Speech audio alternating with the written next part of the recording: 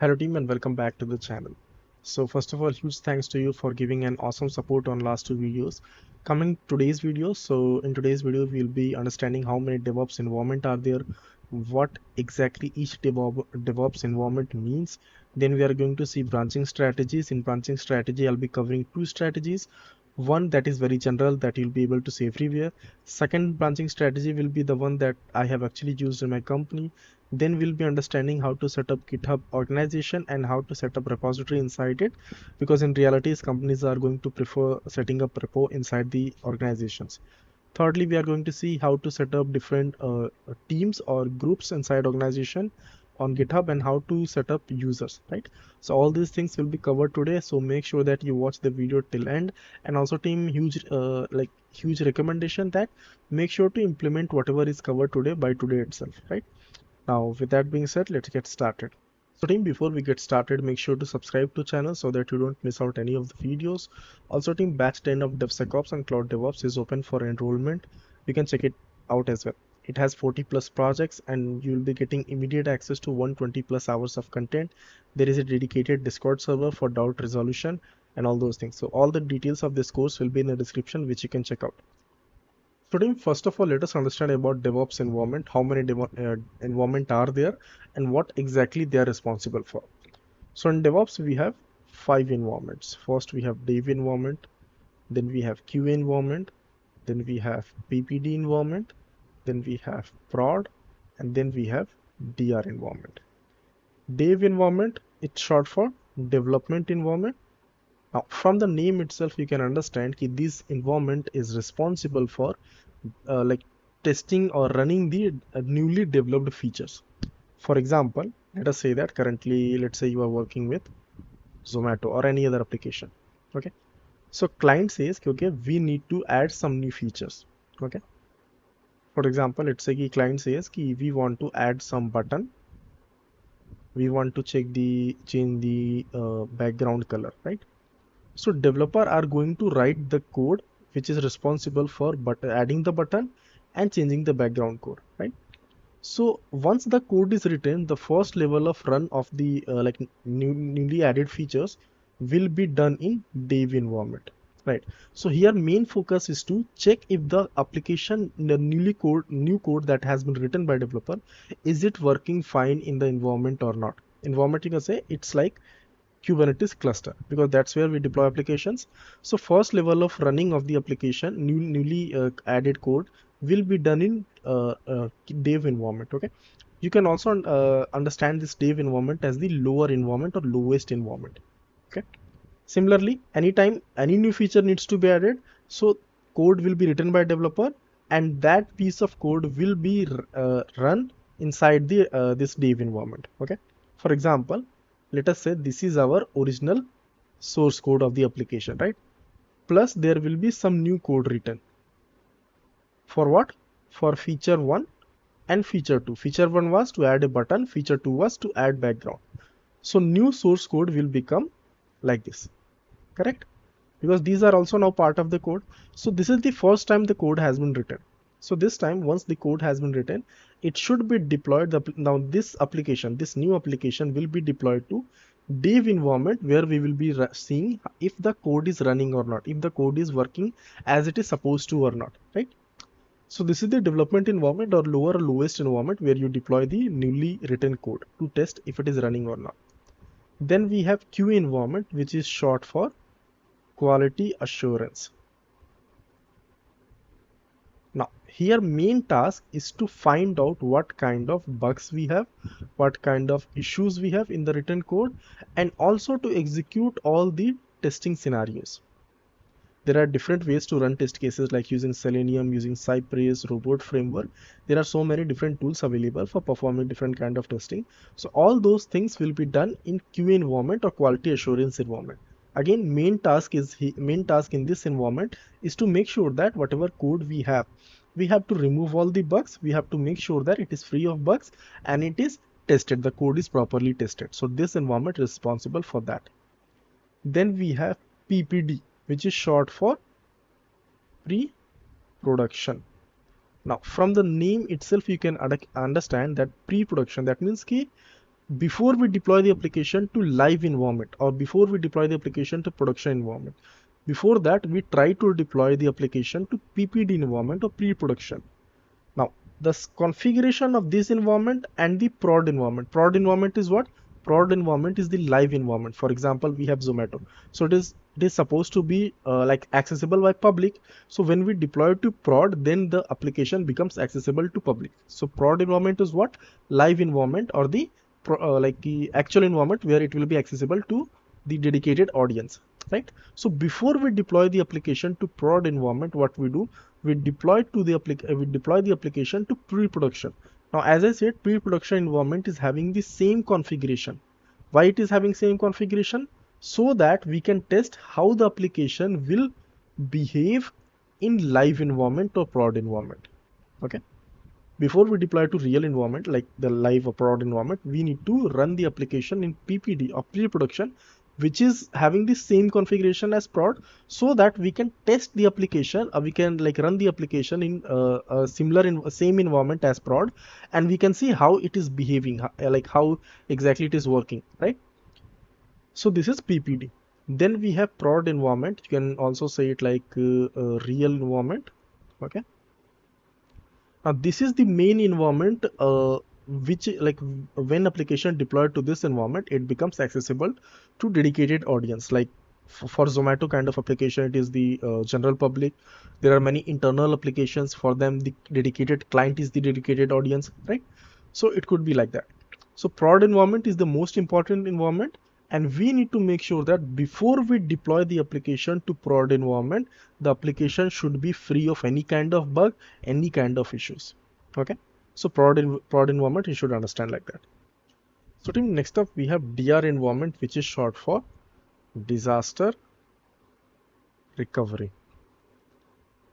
This is also having the same configuration as prod. Now disaster recovery, you can understand when we have deployed the application, for sure we are making sure that there should not be any kind of issue when application is deployed to prod. We are making sure that there is no bug. We are making sure that application is completely tested. Then only we deploy to prod. But obviously, sometime, like once in a while, maybe once in a year or so, there is a probability that application inside prod can crash for some reason unknown. It happened suddenly, right? So in that case, we don't want that, because in that case, if users are trying to access application, they will get 404 or some kind of error, the application not found or something like that, right? But our task is to make sure that even if prod is down, if prod deployed application is down, still we need to make sure that users are not facing issues. So in that case, what we do, immediately we deploy the application to DR, and whenever user is like hitting the URL like zomato.com, it should be pointing to application deployed in DR. So by the time for the time when we are fixing the issues on prod environment, for that time period, users should be able to access the application that is deployed inside DR. And as I said, DR is also having the same configuration. So DR is disaster recovery, should be utilized only if your application is gone down on prod server. So for the time you are fixing the issue on prod server, users should be able to access application that is running on DR. Okay. So these are 5 environments that we have, right? Now let us understand the branching strategy and how this deployment should be done, how code should be going from one environment to other environment, like that, right? So let us understand that. Now, as we understood that there are 5 environments. So for 5 dedicated environments, we have 5 branches also. Like for dev environment, we have dev branch. For QA environment, we have QA branch. For PPD environment, we have PPD branch. For prod, we have main branch. For DR, we have DR branch. Now, as I told you, that first level of writing of the code will be done on dev environment. Now, let us understand the scenario. Client said, I want to add, let's say 2 features. First feature is to again change the background color. Second feature is client want to add let's say some kind of banner, anything could be there. So these two features are there. So first, developer has to write the code. How exactly it will be done? So first, developer, they are going to do, they are from dev branch, they are going to create two feature branches. Let's say F1, F2. We will write here also like background change. Branch name will be like that, F1/bg change. Branch 2 name will be F2/banner ad. Okay. Here developer 1 will clone this in their local machine, feature 1 branch. Developer 2 will clone the feature 2 branch in their local laptop, personal laptop or local laptop, and they are going to write the code. Let us say that developer 1 has completed writing the code. So code 1, new additional code is written. Now developer 1 is going to push the changes to F1 branch from local, like it is going to publish it on remote feature branch, and then he is going to publish or merge the code from feature 1 branch to dev branch. Once it is done, they are going to deploy the application on the dev environment and check it if the code they have written, if it is running or not, if it is working fine or not. Similarly, when developer 2 has completed, they are going to push their code on remote feature branch, and from here they are going to merge it back to dev branch, and then again they are going to run the application in dev environment to test if it is working fine or not, right? So this is how new development of code will be done using feature branches. Now next, what is going to happen? Let's say कि on dev environment we have tested the application using feature branch, with respect to new code written in feature branches, and application is running fine. Next up, what we do? We merge the code from dev branch to QA branch. Now QA is also having latest code. So here we are like, there will be a QA team, testing team, who is going to create their own pipelines to perform different kind of testing. Okay, so they are going to perform different kind of testing, and then they are going to make sure if we have bugs, then from QA branch we are going to create bug fix branch. This is created, again developers will start writing the code to fix the issues. Once issue is fixed, it is going to merge back to QA branch, deployed again to QA environment, and then again we are going to run test cases. So this we have to done until we have removed all the bugs, or whatever is the threshold. For example, like some companies are fine with like 1 bug or 2 bug, but mostly it's preferred that 0 bug should be there. There should not be any bug. Okay. So using bug fix branches, we created from QA. Developers are going to fix the issue from in bug fix branch, merge it back to QA, and then run the test cases to see if it is working fine or not. So now QA has a code that is bug free and all the testing we have done. Then comes the next branch, which is PPD branch. So now we merge the code from QA branch to PPD branch. Okay. And here we don't have to do anything. We just have to deploy the application on PPD environment. And now we have to see how exactly application is behaving with respect to the actual environment that we have in PPD. Okay. Now, if everything is tested, then here we considered the code that we have here on PPD branch is almost ready to deploy. Final thing that we have to do is merge the code from PPD branch to main branch. Once we merge it, we can deploy it to prod environment, and then we can monitor, right? And there is a possibility, generally it does not happen, but in rarely or in a very exceptional case, because see, till here we have done all test cases, we have done all security checks, we have make sure that application is completely secure and working fine, right? But in rare case or in exceptional case, there is a probability that the application deployed to prod environment crashes or having some issues. So that issue that happens, in order to solve it, we have to create new branch that is known as hotfix branch. Now from the name itself, you can understand hotfix means immediately we have to fix the issue, right? So developers are again going to fix the code that we have here, and once it is fixed, it will be merged back to main and deployed to prod. So this will make sure that we have, if any issue happens, then we create hotfix. Again, hotfix, why we are calling it, because it is the issue is happening in production environment, and we have to fix it immediately, right? Once this is done, Then we are going to deploy the application to DR environment. We are going to merge the application to DR environment. Application code we are merging.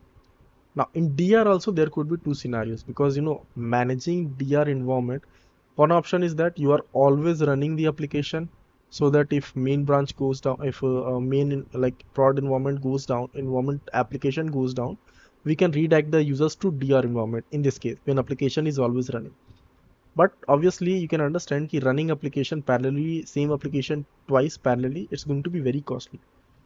So sometimes it happens that we do not run the application always, but we do have ready status, so that if prod goes down, immediately we can deploy and we can redirect users here. So that means now, and once we have merged from main branch to DR branch, that means DR is having the latest code, fixed code. Next thing what we have to do, we have to merge the code back to dev, so that when new development is going to happen in dev branch, it is having the latest code. So this will be the general branching strategy that you will be able to see on Google or anywhere else. Now let me explain you what exactly we used. So as I told you, we are having dev environment, QA environment, PPD, prod and DR. So if we are having 5 environments, generally you can assume that we might be having 5 Kubernetes clusters also. Dedicated clusters for each environment. Secondly, you can understand very clearly that if you are having 5 Kubernetes cluster, it will be very hard to manage, plus it will be very costly. So many companies, what they prefer, they create 2 environments, where one environment will be this. Okay, that means this cluster that we have set up, in this cluster we can do development task, we can run pipelines for performing executing test cases, and we can perform the PPD monitoring also, PPD deployed application monitoring also, right? So in single Kubernetes cluster we can assume this. How we can perform this? So we can integrate all the different kind of things like testing and everything in pipelines and deploy that to this environment only. Again, for here, we do not have DR, we just have another environment which is prod. This is another Kubernetes cluster. Okay, so in this way what we can do, basically we can assume that firstly cost will be very low, plus whatever testing development and PPD deployment we are doing, we can do that in one environment, right? So here also branch, when it comes to branching will be like this. You have dev branch, you have main branch, development needs to be done, feature branch create, some testing need to be done. So for testing team, like they have to create their own pipeline, they can create some other branch, let's say T1, write test cases and everything, and merge it back and test the application. While here we deploy the application to, like from this branch we deploy the application to prod environment. So this is the branching strategy which can be utilized when you want to, like we do not have that big budget. Okay, so this is the branching strategy that you should be knowing about.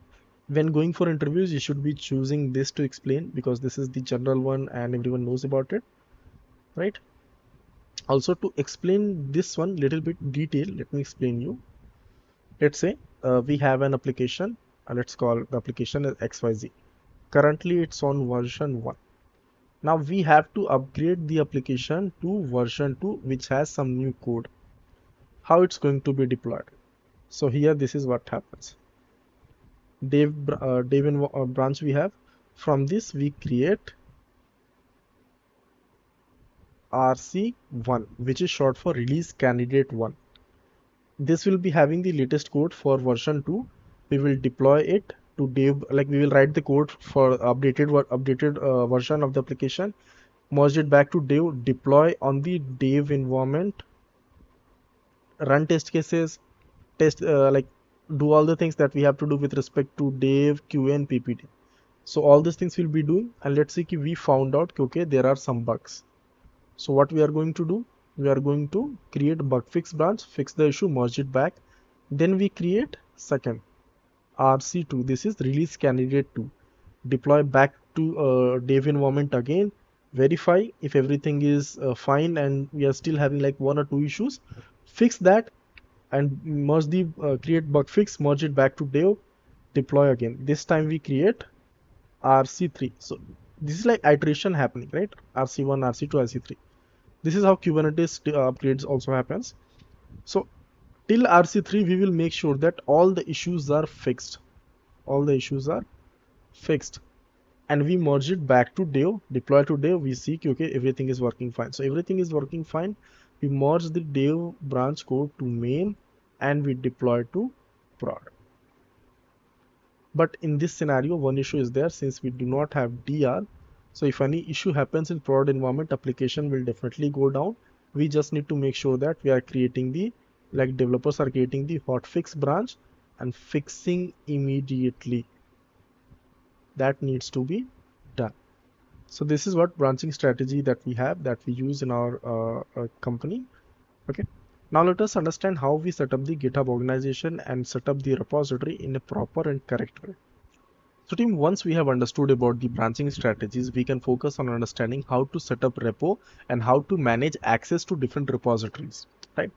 So for that we are going to be using organization inside GitHub, because companies who are going to be preferring to use the organization in order to set up their repositories.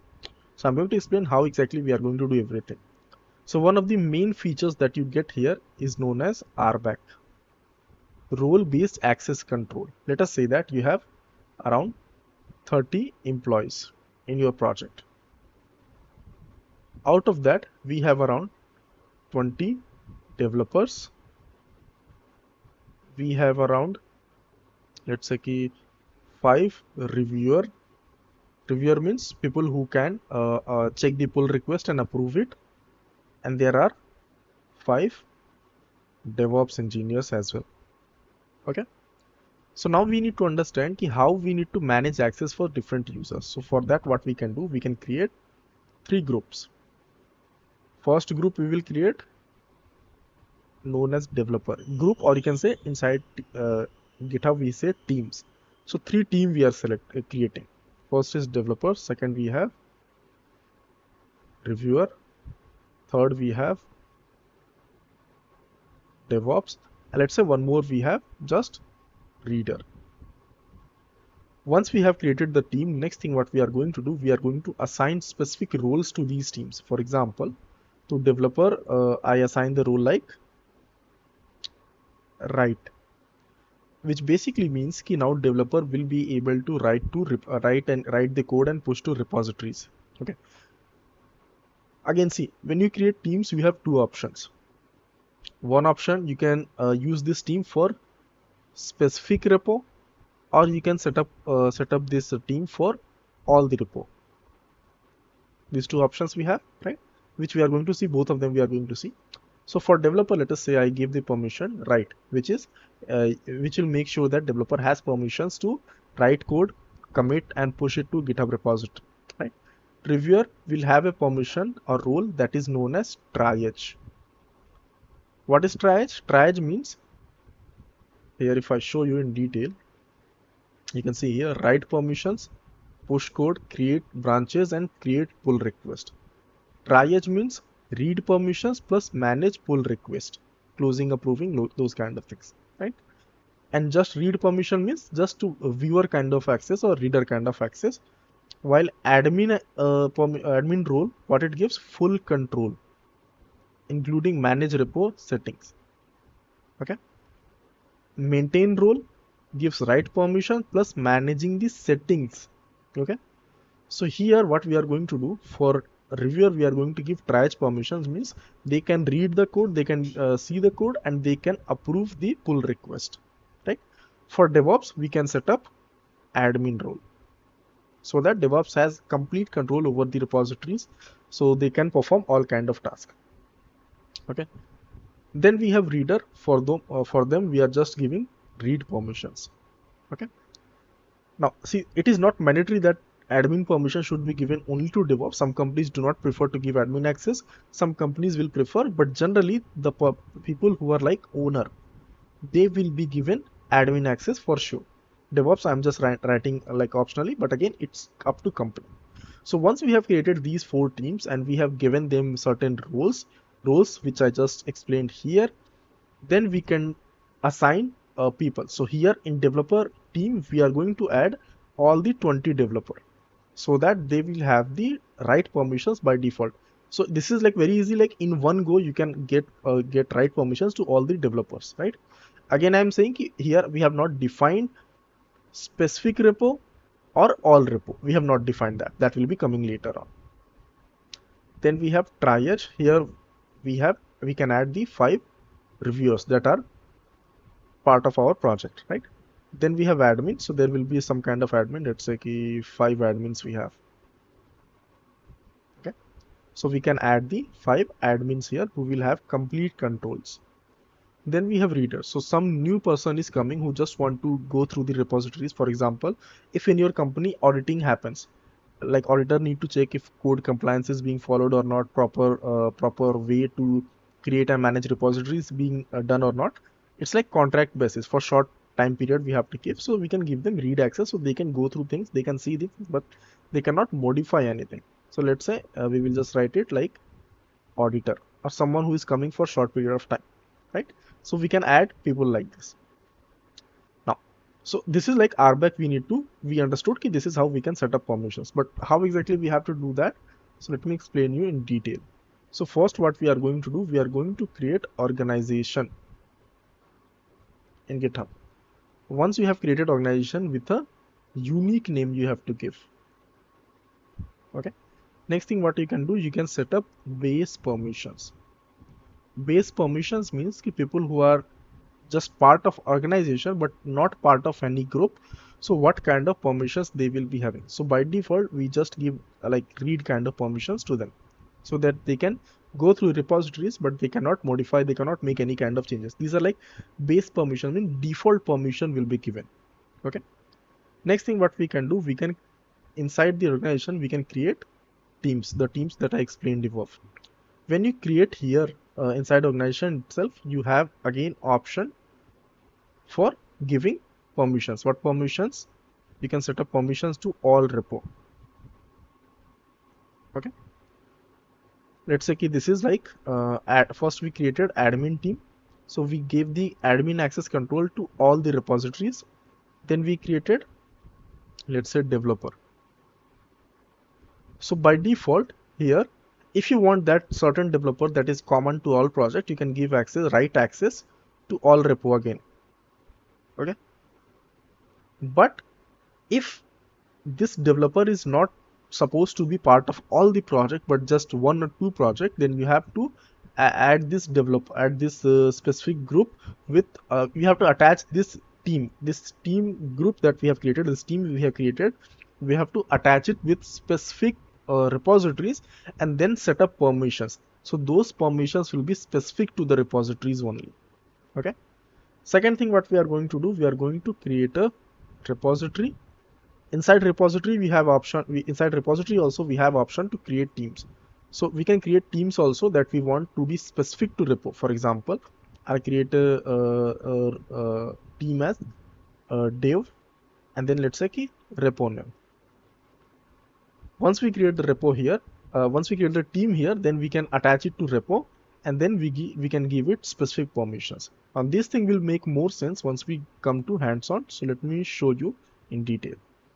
So this is like GitHub homepage that we have. Here what we can do, we can click on this and select the new organization. So we will create the organization. You can see there are multiple plans available, enterprise, team or free. For now we will just go with free. Now provide the organization name. So we'll provide name as DevSecOps dash project dash, let's say we'll write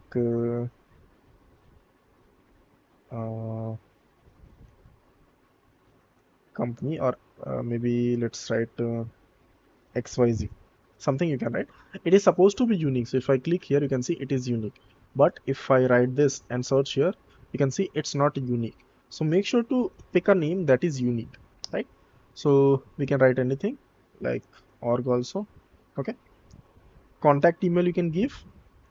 and then organization belongs to. So either you can use your personal account, but it's better to go with business, and here you can provide the name of the business as well.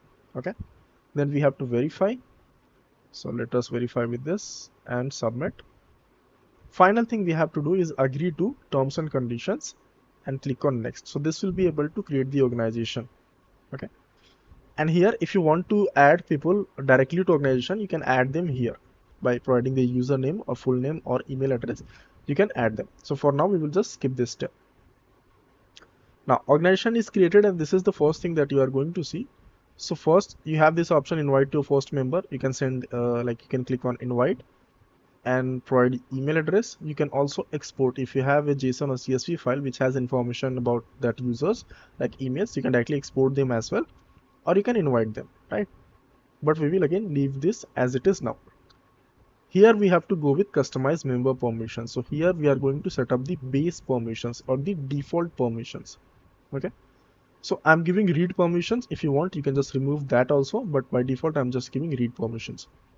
Repository creation, I'm removing it so that people who are not part of any team, they should not be able to create any repository. This also we will just not allow. Okay, pages creation, it depends. If you are using GitHub pages for documentation, then only it should be allow this permission, but by default we will just leave it. We will remove the permissions as well. Integration, remove that as well, because by default people who are part of not any project, just the organization, we don't want to give them any set of permissions. Project base permissions, so that also I will remove the access. Coming here, admin repository permission, so here also I'll be removing all of them. Okay, because by default no permissions I want to set up. Allow members to create teams, that also remove. So now base permission is set up, that is just to read. Next thing what we have to do, we have to click on this option teams, and here we are going to create our first team, which is going to be admins. Okay, select that, and rest everything just leave it as it is and click on create team. Now team is created, correct, but as of now it is not having any kind of role. So we will go back here. You can see 0 roles, so click on that. Now we can assign a role to our team. So here we'll click on new role assignment, select the team admins, and now you can see here we are able to see options on all repository. So if we have admin team, we have to set the all repository admin. Okay, and click on add new assignment. So now our team, the admins, it has one member which is just me and one role. What role it is having? It is having the all repository admin. It grants admin access to all the repositories in the organization. This is done, right? Next thing what we are going to do, create repository. Okay, click on new repository and let us provide a name. Let's provide name as 3-tier DevSecOps. Okay, you can write project also here. So this is the repo, and this is going to be private, and we will create the repo. Now repo is created. Quickly what we can do, we can go to settings. You can see this option collaborators and teams, so click on that, and here by default only admins will be there. Why? Because we have given the all repo permission. So whatever repo is created, by default admins will be added to them, right? Then we have these 3 options available. Add teams. Here any existing teams that exist inside the organization, you can add them directly, or you can add people directly, like people who are part of the organization. You can search them and you can add them directly to the repository as well. But we are going to be using create team. Click on that, and here we will be creating team as developer. Create team. Now if I show you one interesting thing, if I go to duplicate here, this we have created. Sorry, if I go to organization, we have created team. You can see on organization level also team is that team is visible, right? Here if I open the role section, we get the option to assign permission to all repository. But for developer, we don't want all repository permission, because developer should be specific to repositories, right? So we are not going to do that. what we are going to do, we are going to, once we have created a team, we will click on repositories. Then we will search for repository here. Sorry, we have to click on add repository and search the repository here and add the repository to the team. So now that team is having permissions here, correct? Role, for developer, what role we are going to select? Write permissions. Okay, so now people who are part of this repository, sorry, who are part of this team, developer team, they will be having permissions to write. That means they can easily work with respect to repository. They can write the code, they can push the code as well, right? Second team that we are going to create for this repository will be reviewer. We create that and click on create team. Again, see here also, again, if I refresh the page, it will be visible on organization as well. But again, we are not going to set up the role for that team from here, because from here we are getting the option to set up all repository, which is not something we want. So here what we are going to do, again, that reviewer team we are going to add to repository. Which repository? The one that we have, specific one, this one. Once we have added, we can set up the permission, and what permission we want for reviewer? 𝗏, so that they can read and they can check the pull request and approve them, right? So now our repository, which we have, this one, it has two teams added to itself, developer and reviewer, which are on direct access. We are giving these teams, and they will have the permission. Developer will have the permission to write the code, push it, create branches, and create pull request. And while reviewer is the team, people who are part of reviewer can have the role 𝗏, means they can approve the pull request and read the code as well. Okay, so this is how we set up. Now again, I am saying ki in the organization level team that we have created, we have given the role to admins only, that also complete access to all the repositories. That should be done only for admins. Okay, for other teams that you create here, they should be having the permission on specific repositories. Okay, so that is done. So this is how you set up repository.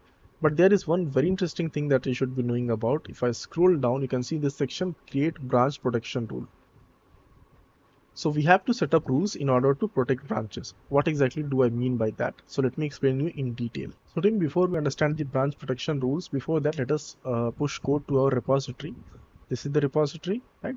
So we are going to push code to it. So I'm going to copy this repository URL, go on the location where we have the source code available, and I'm going to open the git bash. If you do not have git bash, you can download it. It is available for free. For Windows, you can download.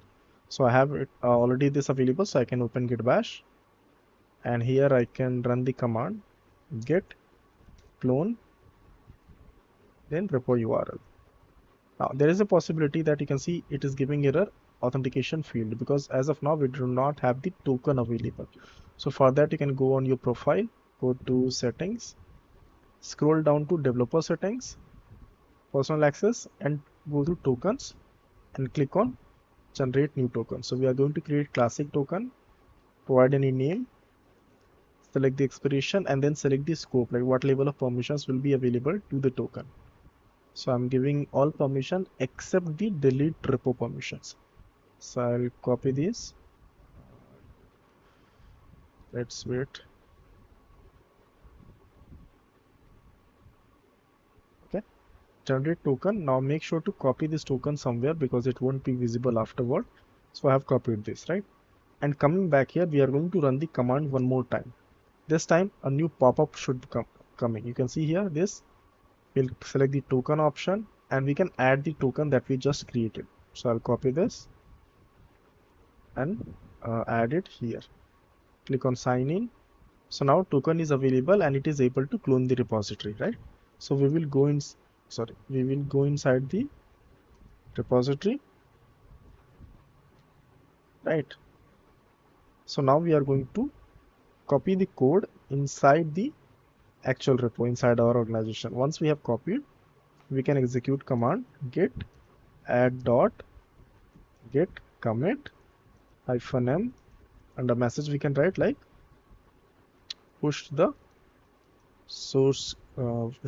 source code from local. Okay, and we can run the git push command. Once you do this, your repository should be, we'll go back to organization, this organization, repositories, and inside our repository now we should be having the code available, right? Now comes the branch protection plans. So why do we have to set up branch protection? The thing is ki there are branches like release branches or main branches. To them, my requirement is that we should be, okay, let me explain you with a proper diagram, then it will be much more clear. Give me 1 second.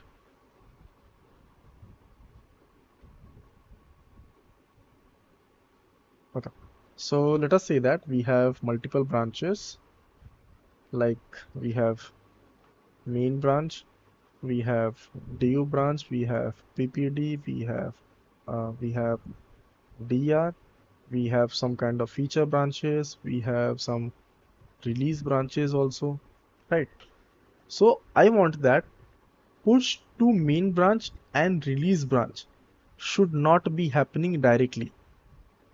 That means no user should be able to directly run the git push command individually. Any kind of push that should be happening to these branches, main and release branch, it should be happening after approval. That means through PR request, pull request only, right? So we have to set up rules, right? That is like branch protection rule. Now there are many kind of rules. Now another kind of rule that we can set up, that this branch should not be deleted, because by mistake if someone is deleting it, it's going to cost lot of things, right? So we can set up another rules as a branch protection rule that it should not be deleted. Third option that we have is known as lock branch. Lock branch means to this like let's say I'm setting up lock branch for dev branch. Now when we like enable this lock branch rule for this dev branch, then no matter what, in no way any kind of push can be happening to this branch. When we should be using lock branch? When you are going to archive the project. That means ki now no more contributions are allowed to the project. In that case, you can go with lock branch. So that's what we are going to implement now, right? So let us see how we can implement this. So for that, first of all, you have to go to settings.